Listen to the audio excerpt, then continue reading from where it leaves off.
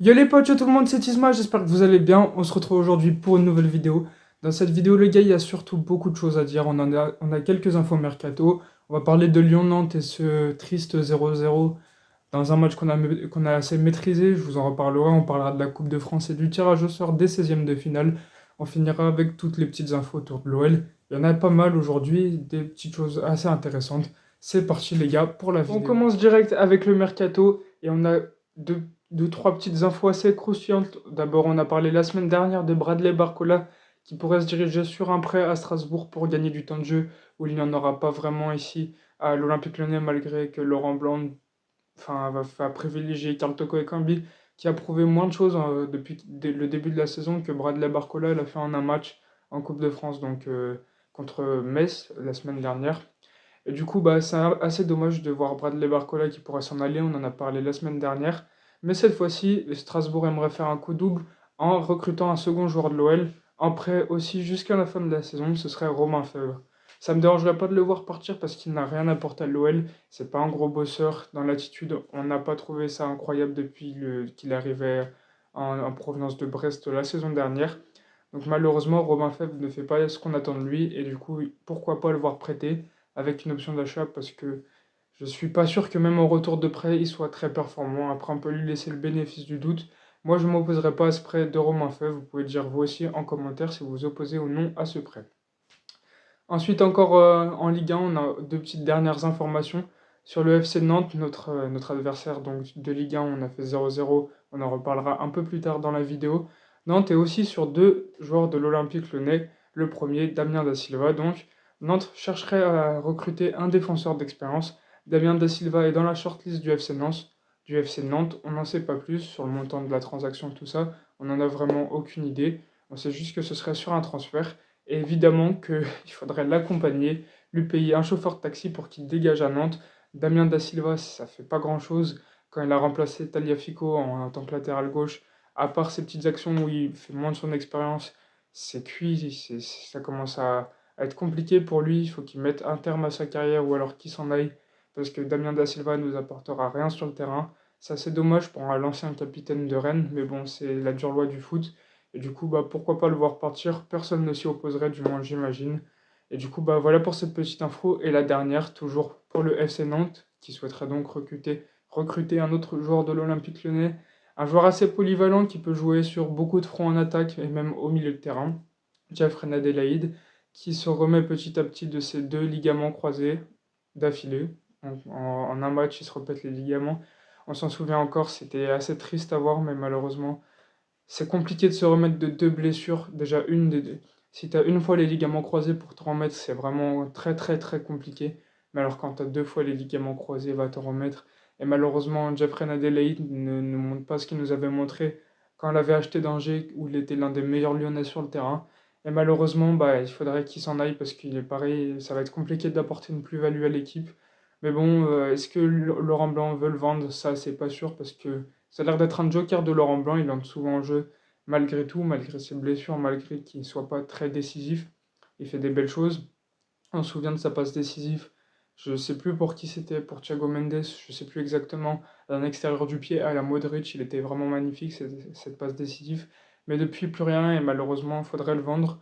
Nantes est donc sur le dossier. Pareil que pour Damien Da Silva, on n'a pas de prix de transaction, on n'y connaît rien dans ce dossier pour le moment. Dès que j'aurai des infos, je vous les ferai passer. Mais pour le moment, c'est tout et c'est les seules infos mercato qui sont déjà pas mal.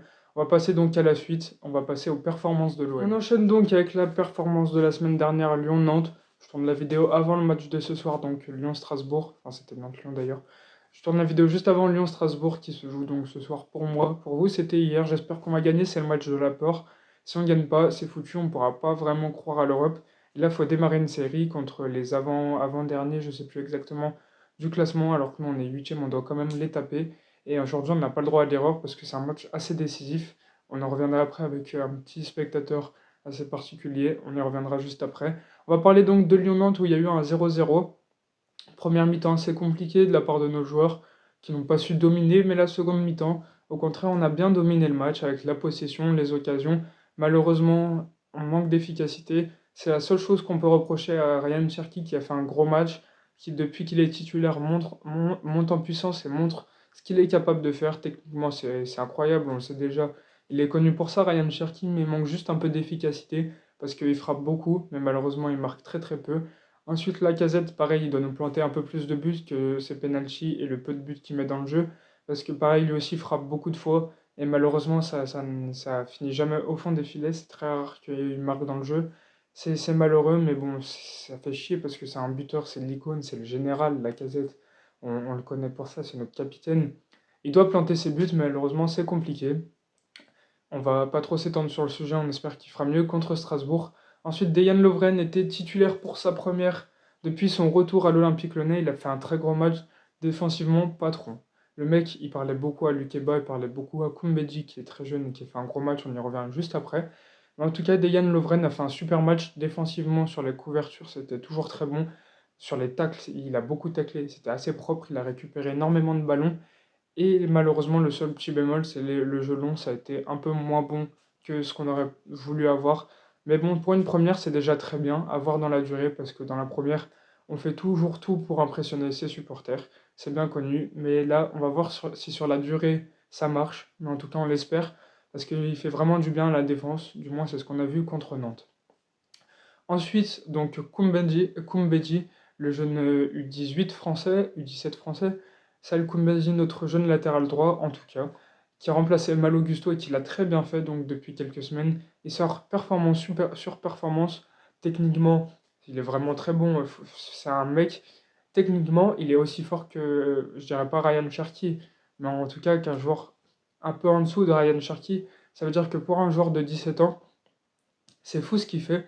Et techniquement, c'est incroyable. Les centres arrivaient toujours sur un Lyonnais. Et offensivement, c'était très bon. Défensivement, il a fait son rôle face à un Ludovic Blas. Je ne sais plus si c'était lui ou si c'était un autre joueur qu'il avait au marquage. Mais en tout cas, il avait un gros joueur très rapide au marquage. C'était peut-être Moses Simon. Je ne sais plus exactement. Mais en tout cas, il avait un gros joueur au marquage. Et il arrivait quand même à se démerder et à récupérer des ballons. Donc ça, le coup de Medji, grosse performance globale. Même Mal Augusto va sûrement reprendre la place sur le terrain parce qu'il revient de blessure. C'est très bien aussi parce que Mal Augusto est un très gros joueur. On espère que contre Strasbourg, s'il est titulaire, ça ira. Sinon, pour Koumbedi, enfin, on verra ce que ça donne au niveau de la compo de Lyon-Strasbourg. On y reviendra la semaine prochaine. Du coup, voilà pour la performance de Lyon contre Nantes. On va parler un peu de la suite. Alors, John Textor, qui va donc assister à ce match contre Strasbourg, c'est lui que je vous parlais d'un supporter particulier. Il est là depuis 3-4 jours à Lyon, au centre d'entraînement, pour rencontrer les joueurs, l'entraîneur, pour dîner avec Laurent Blanc, pour faire des réunions. Il a fait donc une conférence de presse pour nous dire que il faut prendre des points, on croit toujours à l'Europe. Enfin, beaucoup de communication, quoi. Enfin, après, il va pas dire on n'y croit pas, on verra l'année prochaine. Enfin, il va pas dire ça, c'est un coup de com'. Maintenant, on attend que les actes soient en place, qu'ils mettent de l'argent pour le mercato, parce que les 40 millions qu'il nous a transmis ont été utilisés dans le contrat de Lacazette, la prolongation de Cacré, l'arrivée de Lovren et le contrat de Tolisso. Donc, pour vous dire, les 40 millions qui étaient censés être dans le mercato ont été utilisés et le reste a été là pour éponger les dettes. Du coup, John Textor est là pour toute la semaine. Il va donc assister au match, rencontrer les joueurs, faire des réunions. C'est bien que notre propriétaire s'approche du club, ce qui est logique, qui vienne à la rencontre de nos joueurs, de nos employés, de nos salariés, on va dire, du club. Mais du coup, ça fait plaisir de le voir à Lyon avec un sourire. Ça apporte de la fraîcheur. On espère qu'il va maintenant passer aux actes parce que là, les paroles, on les a assez entendues. Et là, il faut vraiment réagir. Ponceau, tu dégages, tu nous mets un vrai directeur sportif. Chérou, tu dégages avec tes 3 scouts, tu nous mets un vrai réseau de recrutement avec un bon directeur de cellule de transfert. Parce que là, ça a plu dans l'organigramme de l'Olympique Lyonnais. Il faut vraiment réagir à ce niveau-là parce que sinon, ça va pas le faire. Pareil, au centre d'entraînement, faut inculter je sais pas si ça se dit inculper. Ah, inculper, j'allais dire inculter, enfin bref. Faut inculper la culture de la gagne à nos jeunes, c'est juste la chose qui leur manque, faut leur donner la dalle d'aller gagner et leur inculper, je vais y arriver, la solidarité. Donc aider à ramener les ballons au début de l'entraînement, les ramener à la fin, installer le matériel, tout ça, faut vraiment leur inculper cette valeur-là, qui est la valeur de la solidarité et de la gagne. Donc pour pouvoir petit à petit créer donc une équipe performante et un collectif très puissant pour pouvoir gagner des titres petit à petit. Et du coup, c'est ce qu'il faut faire aussi dans l'équipe première, un peu les mêmes choses qu'avec le CF, pour pouvoir donc rivaliser avec le Paris Saint-Germain à courte échelle, hein. Enfin, pas pour la Ligue 1, ça va être compliqué d'ici à un court terme, mais pourquoi pas moyen long terme de pouvoir commencer à revenir sur le podium et donc pourquoi pas rejouer la Ligue des Champions ou des compétitions européennes parce que c'est ce qui va nous manquer. Du coup, voilà pour ça. Ensuite, on va enchaîner. Il reste deux trois petites infos. Lyon va recevoir Chambéry le 21 janvier à 20h45.